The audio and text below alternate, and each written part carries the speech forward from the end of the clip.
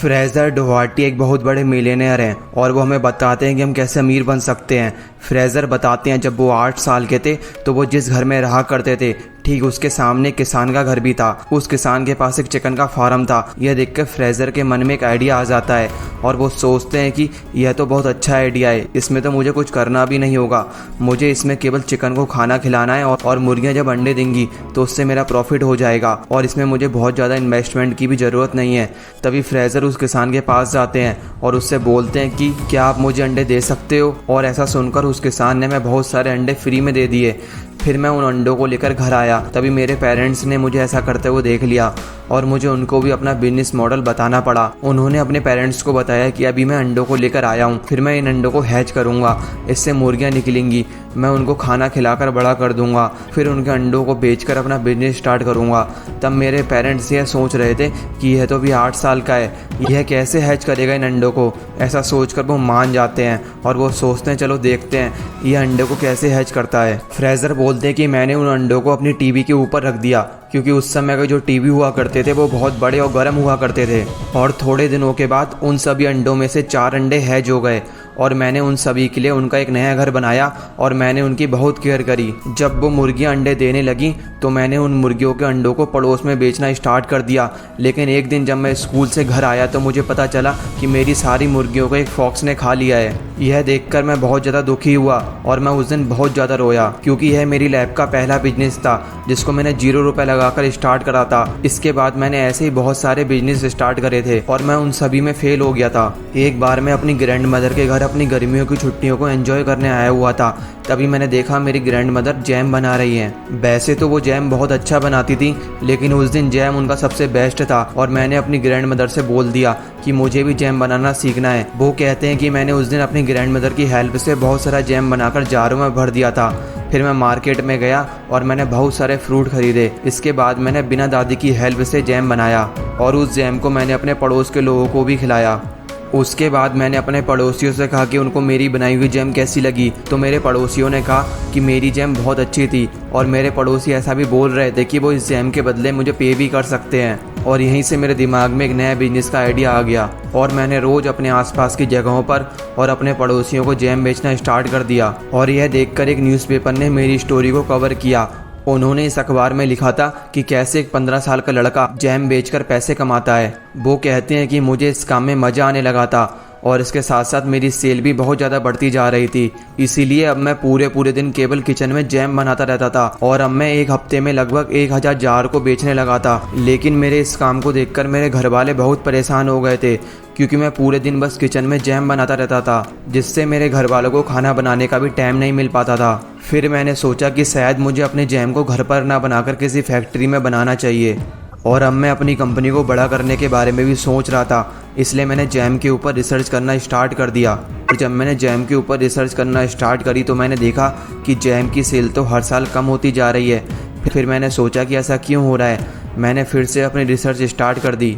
मुझे रिसर्च में पता चला कि आजकल लोग जैम खाना इसलिए छोड़ रहे हैं क्योंकि जैम में बहुत ज़्यादा मात्रा में शुगर होता है और इसके साथ साथ जैम में आजकल कोई नई फ्लेवर्स भी नहीं आ रहे हैं और लोग उन बकवास जैम्स को खाकर थक चुके हैं। अब मुझे पता चल गया था कि अगर मुझे बिजनेस में कुछ बड़ा करना है तो मुझे इन दोनों प्रॉब्लम को सॉल्व करना पड़ेगा। पहली प्रॉब्लम है शुगर और दूसरी प्रॉब्लम है नया फ्लेवर। फिर मैंने इन दोनों पर बहुत सारी रिसर्च करी और एक नए जैम को बनाने में लग गया और फाइनली मैंने एक ऐसा जैम बना दिया जो बिल्कुल नया था और शुगर फ्री था। और अब मैं सिर्फ फ्रूट्स की हेल्प से एक ऐसा जैम बना सकता था जो कि शुगर फ्री था और उसके साथ साथ 100% फ्रूट से बना था। फिर मैंने सोचा कि अब मैं अपने जैम्स को सुपर मार्केट में बेचूंगा क्योंकि इनके पास बहुत सारे स्टोर होते हैं जिनसे मेरी सेल बहुत ज़्यादा बढ़ जाएगी। फिर मैं एक ऐसे सुपर मार्केट को ढूंढने लगा जो मेरे जैम को बेचने की इजाज़त दे दे। फिर मुझे बहुत ढूंढने के बाद एक सुपर मार्केट मिला जिसका नाम था वेट्रोस। वो एक ऐसा सुपर मार्केट था जो कि नए लोगों को अपना सामान बेचने की अपॉर्चुनिटी प्रोवाइड करता था। जब मैंने उनको अपना जैम दिखाया तो उन्होंने बोला कि अभी तो आपको इस पर बहुत काम करना होगा, आपको एक अच्छी पैकेजिंग करनी होगी, अपने प्राइस को कम करना होगा, लेकिन हमें आपका 100% फ्रूट वाला जैम का आइडिया बहुत अच्छा लगा। उन्होंने कहा कि जब आप ये सब कुछ कर लोगे तब हम आपके जैम को अपने सुपरमार्केट में ज़रूर बेचेंगे। फ्रेज़र बोलते हैं कि ऐसा सुनकर मुझे बहुत खुशी हुई और मैंने अपने प्रोडक्ट को अच्छा बनाने के लिए बहुत मेहनत करी। मैं अपने प्रोडक्ट को एक सक्सेसफुल प्रोडक्ट बनाना चाहता था, इसलिए मैं कई सारी मार्केट एजेंसियों से मिला, बहुत सारे डिजाइनर से मिला और फाइनली हमने इस जैम का एक नाम रखा और वो था सुपर जैम। हमने इसकी पैकेजिंग कुछ इस तरह से की थी कि जब भी कोई इस जैम को अपने हाथों में पकड़े और इस जैम को खाए तो उसको एक सुपर ह्यूमन जैसी फीलिंग आनी चाहिए। फिर अब मैं सोच रहा था कि मुझे एक ऐसी फैक्ट्री देखनी है जो कि मेरे जैम को बना सके, क्योंकि अब मुझे जैम को लार्ज स्केल पर प्रोड्यूस करने की ज़रूरत पड़ेगी। इसलिए अब मैं एक ऐसी फैक्ट्री ढूंढ रहा था जो कि मेरे जैम को बना सके। मैंने बहुत ढूंढा लेकिन कोई भी फैक्ट्री मेरे जैम को बनाने के लिए तैयार नहीं हुई।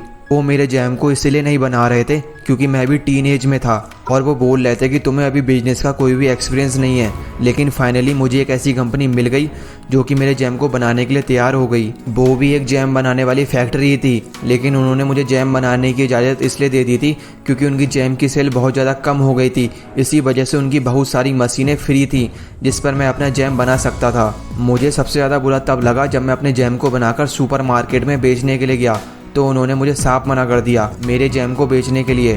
वो बोल रहे थे कि अभी तुम्हारी ब्रांडिंग ठीक नहीं है, तुम जिस फैक्ट्री से अपने जैम को बनवा रहे हो उसकी कॉस्ट भी बहुत ज़्यादा बढ़ रही है, जिससे प्रॉफिट और मार्जिन बहुत ज़्यादा कम हो रहा है। मुझे और ज़्यादा बुरा तब लगा जब उन्हें मेरी जैम का टेस्ट बिल्कुल अच्छा नहीं लगा, क्योंकि मैंने इन सभी कामों को करने के लिए अप्रोक्स 1 साल लगा दिया था। ऐसा देखकर मैं बहुत ज़्यादा परेशान हो गया, लेकिन मैं रुका नहीं। फिर मैं एक्सपर्ट से मिला जिन्होंने मुझे जैम की पैकेजिंग के बारे में बहुत कुछ सिखाया। उन एक्सपर्ट्स ने मुझे ऐसे बहुत सारे एग्जाम्पल बताए जिसमें केवल पैकेजिंग की हेल्प से सेल को बहुत ज़्यादा बढ़ा दिया गया था। फिर मुझे ब्रांड के बारे में पता चला और मुझे ये भी पता चला कि बहुत सारे लोग ऐसी ही गलती करते हैं क्योंकि वो अपने ब्रांड के बारे में 10 रीजन देना चाहते हैं जिनकी वजह से कोई उनके प्रोडक्ट को खरीदे। लेकिन जो मैंने सीखा था वो इससे अलग था, क्योंकि मैं केवल एक रीजन देना चाहता था जो कि बेस्ट होना चाहिए और उसी रीजन को अपने कस्टमर के सामने बार बार दोहराते रहो। और मैंने भी अपने प्रोडक्ट को एक ऐसा रीजन दिया था जो था 100% फ्रूट जैम। इसके अलावा मैंने उस जैम में कुछ भी न्यू ऐड नहीं किया। अब मैं फिर से स्टार्ट कर रहा था, इसलिए मैं फिर से एक ऐसी फैक्ट्री को ढूंढने निकल गया जो कि मेरे जैम को बना सकती थी। और फाइनली मुझे एक ऐसी कंपनी मिल गई जो कि लो कॉस्ट पर मेरे जैम को बनाने के लिए राजी हो गई। अब मेरी पैकेजिंग भी पहले से बहुत ज़्यादा अच्छी थी और उसको बनाने की कॉस्ट भी बहुत ज़्यादा लो थी। फिर मैं वापस उसी मार्केट में गया, अपने बिजनेस को उनको समझाने लगा। इस बार उनको मेरे जैम की पैकेजिंग भी बहुत ज़्यादा अच्छी लगी और मार्जिन भी बहुत अच्छा हो रहा था, तो वो मान जाते हैं मेरा प्रोडक्ट को अपने सुपर मार्केट में रखने के लिए। और फ्रेज़र कहते हैं मैंने पहले दिन ही अपनी फैक्ट्री में 50,000 जार बनवाए। और फ्रेज़र बोलते हैं यह दिन मेरी सक्सेस का दिन था। मेरा बिजनेस इतना बड़ा हो गया कि मुझे बहुत कम समय लगा मिलियनेयर बनने में और मैंने अपनी टीनेज में ही सक्सेस को हासिल कर लिया। ऐसा देखकर कई न्यूज़पेपर वालों ने मेरी स्टोरी को कवर किया कि कैसे एक टीनेज लड़का मिलियनेयर बन गया। मैंने इसके बाद भी बहुत सारे बिजनेस खोले, जैसे मैंने इसके बाद कॉफ़ी का बिजनेस खोला। अब ऐसा नहीं था कि मेरे सारे के सारे बिजनेस सक्सेसफुल हो गए, इसके बाद भी मेरे बहुत सारे बिजनेस लॉस में गए और वो बिजनेस फाइनली बंद भी हो गए थे। फ्रेज़र बोलते हैं कि मैंने इससे बहुत कुछ सीखा जो कि मैं आपको सिखाना चाहता हूँ। फ्रेज़र अपनी फर्स्ट लेसन में हमको बताते हैं एंटरप्रेन्योरशिप। फ्रेज़र ये बताते हैं कि एंटरप्रेन्योरशिप में वो लोग आते हैं जिन्हें बहुत नॉलेज होता है बिजनेस से रिलेटेड। यह लोग बहुत सारी बिजनेस से रिलेटेड बुक पढ़ते हैं, हमेशा कुछ ना कुछ दूसरों से बिजनेस के बारे में सीखते रहते हैं। ये लोग बिजनेस से रिलेटेड बहुत ज़्यादा एनालिसिस भी करते हैं और ये लोग इतनी ज़्यादा एनालिसिस करते हैं कि इनको ये भी पता होता है कि इस हफ्ते या अगले महीने कौन सा बिजनेस अच्छा परफॉर्म करेगा और कौन सा बिजनेस अच्छा परफॉर्म नहीं करेगा। लेकिन एंटरप्रेन्योरशिप में जो लोग आते हैं उनमें एक प्रॉब्लम होती है और वो प्रॉब्लम होती है कि ये कभी भी एग्जीक्यूट नहीं करते और ये कुछ ट्राई इसलिए नहीं करते क्योंकि इनको ऐसा लगता है कि अगर हमने कुछ ट्राई करा, अगर वो नहीं चला तो हमारा क्या होगा। फ्रेज़र बोलते हैं कि हमें कभी भी अपने आइडिया को ट्राई करने से नहीं डरना चाहिए। भले ही हम उस आइडिया को बहुत छोटे स्तर पर शुरू करें, लेकिन हमें उस आइडिया को ज़रूर स्टार्ट करना चाहिए। वो बोलते हैं कि अगर हमारे 10 में से 9 आइडिया फेल हो जाते हैं तो इसमें कोई टेंशन की बात नहीं है, क्योंकि जो 9 आइडिया फेल हुए थे उनसे हमें 9 तरह के नए नए लेसन सीखने को मिले और शायद ये लेसन हमें कभी सीखने को नहीं मिल पाते। उन्होंने ये भी बोला है कि ये जो 9 आइडिया हमारे फेल हुए थे उनसे हम इतना ज़्यादा सीख सकते हैं, इसकी वैल्यू किसी MBA की डिग्री से बहुत ज़्यादा होगी। और हमें ज़्यादा इसलिए नहीं डरना चाहिए फेल होने से, क्योंकि जो हमारा 10वां आइडिया होगा वो इन 9 आइडियों की वजह से जो लॉस हुआ होगा उनके सारे लॉस को रिकवर कर देगा। फ्रेज़र जो अपना सेकंड प्रिंसिपल देते हैं वो है tell everyone about your idea, मतलब अपने बिजनेस से रिलेटेड लोगों से बात करो।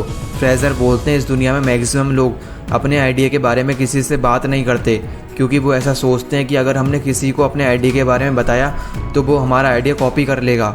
फ्रेजर कहते हैं कि जो हमें लगता है कि हमने कोई न्यू आइडिया खोजा है वो 99% टाइम गलत होता है। ये आइडिया बहुत लोगों के माइंड में पहले ही आ चुका होता है, लेकिन वो लोग कभी भी उस आइडिया को काम में नहीं लेते हैं। इसलिए आपको लगता है कि जो आपने सोचा है वो एक यूनिक आइडिया है। हाँ, यूनिक आइडिया वाला कॉन्सेप्ट 1% लोगों के लिए सच हो सकता है। फ्रेजर बोलते हैं कि कोई भी बिजनेस उसके यूनिक आइडिया से बड़ा नहीं बनता, उसके एग्जीक्यूशन से बड़ा बनता है। लेकिन आइडिया तो सबके पास होता है और उसका एग्जीक्यूशन कोई नहीं करता। अगर हम अपने आइडिया को लोगों के साथ शेयर करते हैं तो वो हमें बता सकते हैं कि हमारे आइडिया में क्या कमी है, इसके क्या लूप होल्स हैं। लेकिन अपने आइडिया को हर किसी के साथ शेयर मत करना, क्योंकि शायद इसके बारे में वो ना जानता हो और वो अपना ज्ञान आपको देने लगे, जिससे आपके अंदर एक इनसिक्योरिटी पैदा हो जाएगी उस बिजनेस को लेकर। हम एक एग्जांपल लेते हैं। मान लो आपको एक सॉफ्टवेयर कंपनी स्टार्ट करनी है, तो आप उसके बारे में किससे पूछना ज़्यादा पसंद करोगे?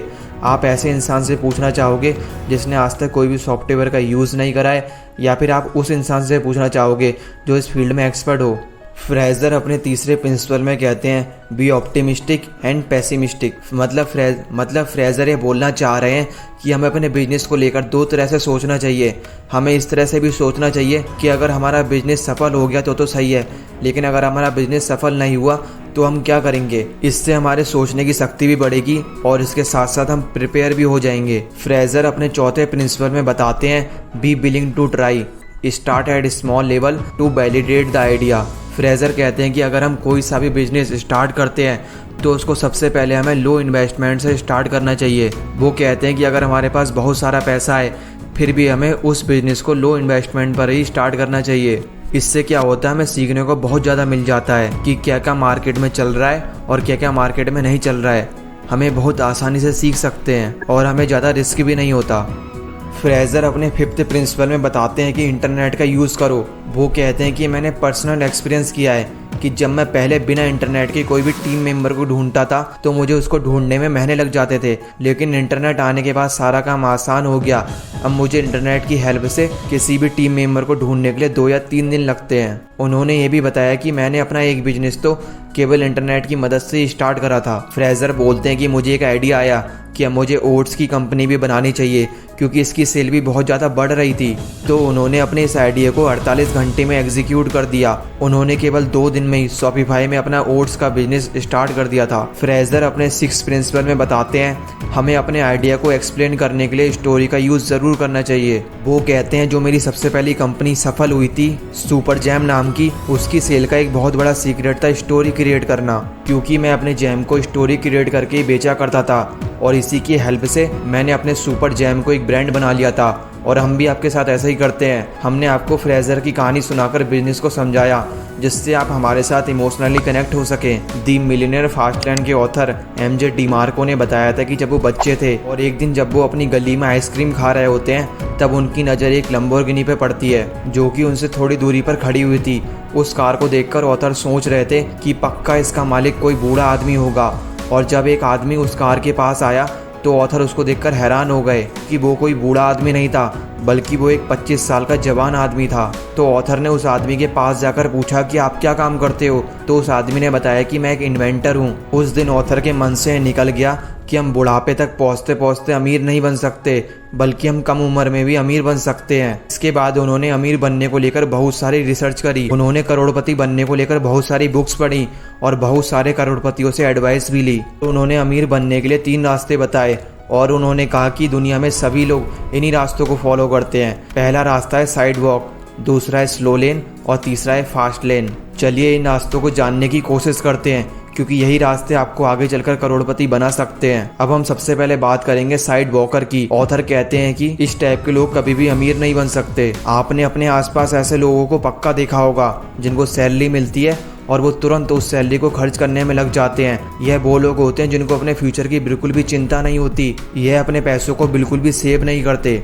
जब कोरोना जैसी महामारी आई थी तब सबसे ज़्यादा परेशान जो था वो भी यही लोग थे, क्योंकि इन्होंने कुछ भी सेव नहीं करा था। और इनमें से तो कई लोग ऐसे भी होते हैं जो कि हद ही पार कर देते हैं। वो सेव तो कुछ नहीं करते, बल्कि कुछ खरीदने के लिए भी लोन ले लेते हैं और अपनी मंथली आने वाली सैलरी से EMI भरते रहते हैं। और यह लोग केवल ऐसा अपने आप को कूल दिखाने के लिए करते हैं। दूसरे तरह के लोग होते हैं स्लो लेनर्स। ऑथर कहते हैं कि लगभग सभी मिडिल क्लास लोग इसी कैटेगरी में आते हैं, लेकिन ऑथर के अनुसार यह लोग साइड वॉकर से बहुत ज़्यादा बेटर होते हैं, क्योंकि यह वो लोग होते हैं जिनको अपने फ्यूचर की चिंता होती है। ये लोग वो होते हैं जो कि बहुत मेहनत करके अपने पैसों को कमाते हैं, फिर उन पैसों को एफडी, पीपीएफ या सेविंग अकाउंट में डालकर अपने पैसों को सेव करते हैं ताकि इनका फ्यूचर सिक्योर हो सके।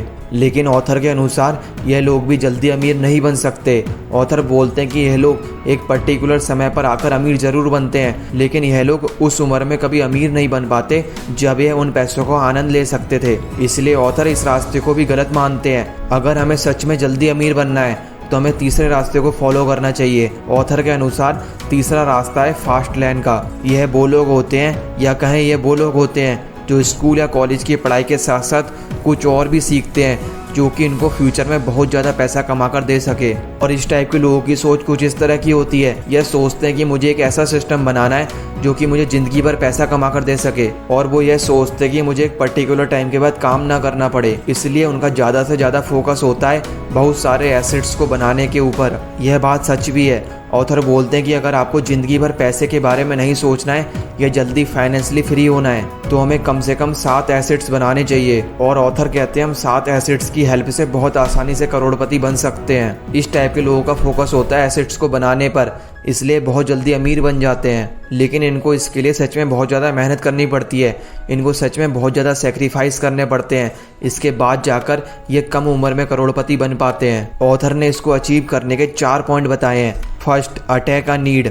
ऑथर बोलते हैं ऐसा सिस्टम बनाने पर फोकस करो जो कि लोगों की नीड को फुलफिल कर रहा हो। जैसे कि एक टीचर ऑफलाइन में कुछ ही बच्चों को पढ़ा सकता है, लेकिन ऑनलाइन में लाखों बच्चों को पढ़ा सकता है। वो टीचर जितनी ज़्यादा लाइफ को इफेक्ट करेगा उतना ज़्यादा अमीर बनेगा। उन्होंने सेकंड पॉइंट बताया है हाई एंट्री बैरियर बिजनेस। वो कहते हैं कि अपने बिजनेस में कुछ यूनिक करो जिससे आपका बिजनेस कुछ अलग दिखने लगे, क्योंकि जब सभी लोग सेम कर रहे होंगे तब आप कुछ अलग करोगे तो लोगों को कुछ नया मिलेगा जिससे आपका बिजनेस बहुत तेज ग्रो होगा। तीसरा पॉइंट है स्केबिलिटी। आपके पास का होटल कितना भी बड़ा क्यों ना हो, लेकिन इतना अमीर नहीं होगा जितने ओयो के मालिक हैं, क्योंकि उन्होंने फोकस किया था स्केबिलिटी पर। चौथा पॉइंट है detect your business with time. मतलब आपको ऐसा बिजनेस बनाने पर काम करना होगा जो कि आपको तब भी पैसा कमा कर दे सके जब आप सो रहे हो। अगर आपको हमारी वीडियो अच्छी लगी हो तो वीडियो को लाइक करके चैनल को सब्सक्राइब